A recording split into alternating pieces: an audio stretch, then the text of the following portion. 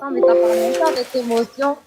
Après, je te comprends. Hein. Je sais pourquoi t'as réagi comme ça et t'as raison. Mais c'est pas le but. Faut pas montrer quand tu vois quand Écoute, on attends, essaye de Exactement. faire moi, monter. On essaye de faire monter. Tu vois, c'est moi qui l'ai invité. Tu veux savoir, c'est moi qui ai partagé le live à Trixie parce que je voulais l'entendre. Je voulais entendre. C'est important de voir en plus que ça bégaye. Quand Sam, il a été très clair et explicite quand il a lu ce tract, ce torchon c'est torchant là. qui appelle à la violence. Et c'est important que le panel entende qu'une personne comme Trixie, ben, elle a bégayé un peu quand même avant de condamner. Tu vois, elle a D'accord, condamné, Lily. c'est vrai, mais elle, Ok. elle a eu du mal. Et ça sert à rien d'insulter, je te jure, Carlos. Non, non, j'ai pas insulté, je la remets en place. Oui, Elle je est sais. pas, elle a le syndrome du personnage principal. On est en train de parler, elle te coupe la parole. Quand tu veux argumenter un point et développer, elle te dit oui, mais moi je m'en fous. Bon, au bout d'un moment, elle commence à saouler, t'as vu? Tu sais, c'est comme je dis, c'est Mylène Farmer désenchantée, elle. Si elle est pas contente, elle a qu'à se barre, se muter, faire son petit caca nerveux en étant muté, comme ça on n'entend pas sa logo diarrhée qui pue la merde, excusez-moi le terme. Au bout d'un moment, ça commence à bien faire. Tu lui donnes tu lui donnes hashakum, tu lui donnes des arguments, elle te dit je m'en fous, ça compte pour du beurre. Mais on en a rien à foutre de ce que t'en penses.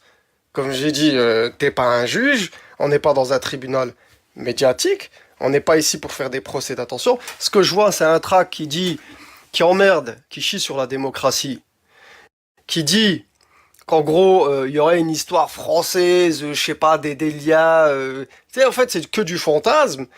C'est xénophobe, c'est raciste. C'est des gens qui se revendiquent clairement. Ils ont une chaîne Telegram, ils ont un Facebook, ils sont répertoriés, ils sont dans des registres. Ces gens-là, ils existent. C'est pas un fantasme dans lequel une nébuleuse, on sait pas trop de qui on parle, là, comme les frères musulmans, là. On dirait, tu sais, c'est le méchant dans l'inspecteur Gadget, là, on voit que sa main, mais on le voit jamais, on n'arrive jamais à l'identifier, tu vois.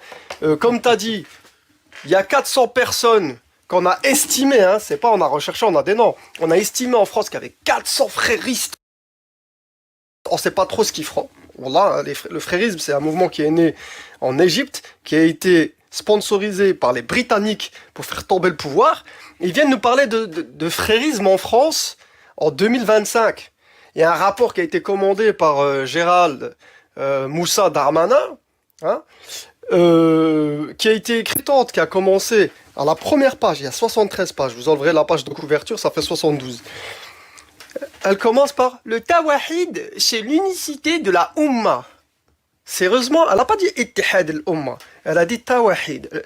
Tawahid, c'est Tawahid al-Rububiyya, Tawahid al-Asmat wa Sifa, wa Tawahid al-Ululiya. Ça, c'est l'usul. Le prince, elle ne le connaît pas. Ça, c'est une chercheuse, ça. Et là, elle nous a fait un délire. Récemment, à la télé, je crois, elle a publié un livre ou je sais pas quoi, elle en fait la promotion. Il faut savoir que les Arabes représentent 4/5 des musulmans. Non mais sérieusement, ça c'est une chercheuse, ça. C'est une chercheuse de merde surtout. Elle aime bien renifler la merde là où il n'y en a pas. Hachakoum, hnaya nraslou, des rostinja, on se lave le derrière quand on sort des toilettes. Ça sert à rien de renifler la merde là où il n'y a pas. Regardez Fekilo, t'as dialect ou Blaifom ou comme ou Chum. C'est quoi ce délire, ces gens qui se victimisent pour on va se faire grand remplacer dans le futur, on est des victimes avant l'heure. On en reparle de l'histoire de France. Ils veulent pas en entendre parler. Attends, débat en bas, débat sans langue de bois.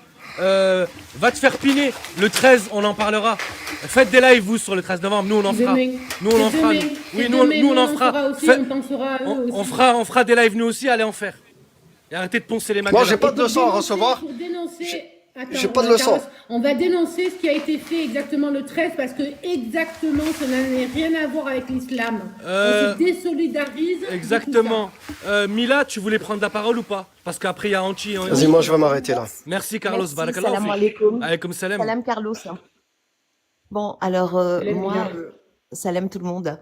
Bon, déjà, moi, ça me fait marrer quand Charline Martel, qui soi-disant est oranaise, veut se montrer plus blanche que blanche, lui expliquer que d'abord le premier roi des Français, le roi des Francs qui était Clovis, était belge, et que la France s'est constituée de plusieurs ethnies. Donc il n'y a pas en réalité une pureté de la race française. Rappelez également que l'héritage de la linguistique en France vient des Arabes, entre 400 et 800 mots arabe venant de la racine arabe. Et il y a plus de mots arabes que de mots qui viennent de la racine gauloise. Alors, pour ceux qui sont au RN, et puis parce que souvent ils évoquent l'insécurité en France, je crois savoir que la première prison qui s'est construite, c'était en 1835, et qu'à cette époque-là, il n'y avait pas d'étrangers.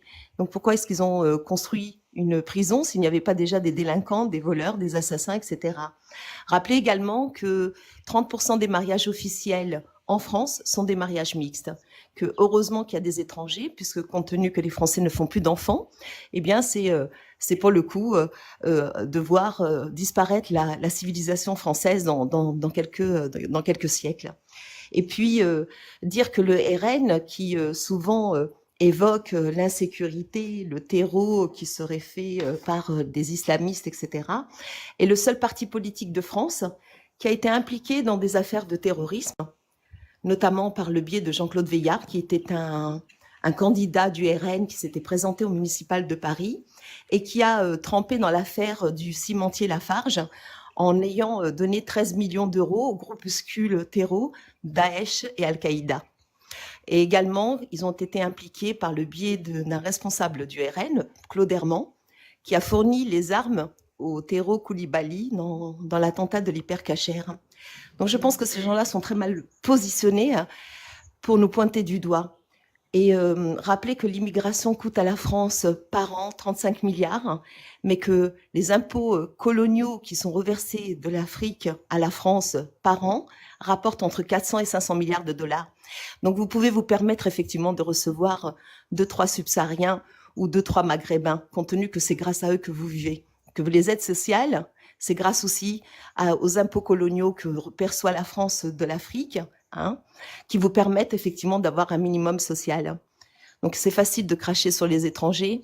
Et puis je pense que si demain, des étrangers qui travaillent dans un seul corps de métier, un seul, pas 2, pas 3, pas 10, pas 100, un seul, décident d'arrêter de faire ce boulot-là, vous serez dans la merde.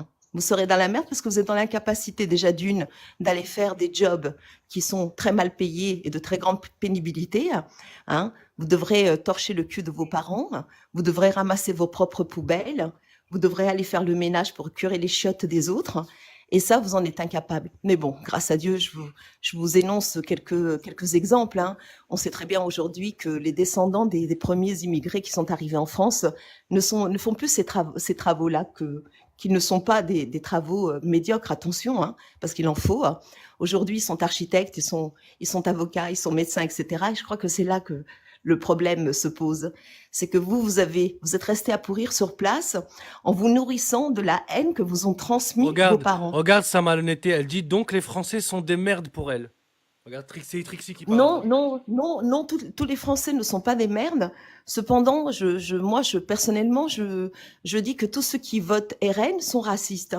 Compte tenu que dans le programme du RN, il n'y a rien qui soit viable, je pars du principe que si vous votez RN, c'est forcément parce que vous êtes raciste. Et il est vrai qu'en France, il y a chez les Français, il y a chez les Français un atavisme qui est latent, qui se révèle effectivement quand la conjoncture économique est difficile, d'accord? Mais ça, c'est latent, c'est en vous, c'est dans vos gènes. On parle souvent des résistants français, mais on oublie une chose, c'est qu'il y a eu plus de collabos que de résistants, notamment lors de la Seconde Guerre mondiale. Sinon, il n'y aurait pas eu le régime de Vichy. Voilà, j'ai terminé.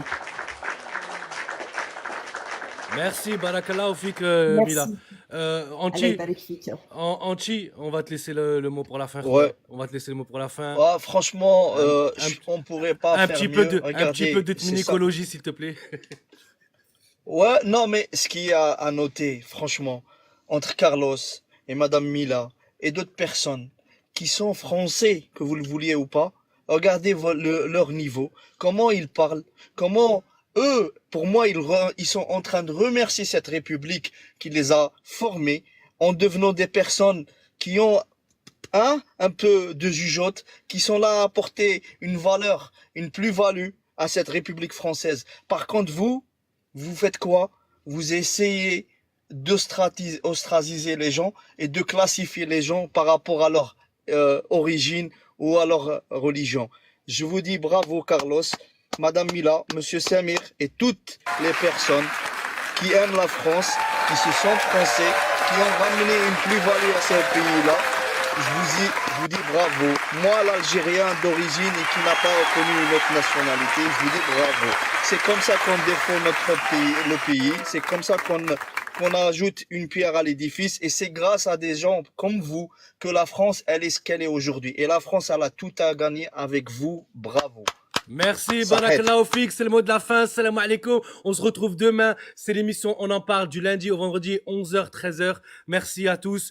Merci à Carlos, merci à Mila, merci à Humaine, merci à Lily, merci aux fidèles, ceux qui tapotent, ceux qui partagent et ceux qui sont là tous les jours. Vous nous donnez de la force. Merci et à demain, Inch'Allah. Barakallahu Fikum.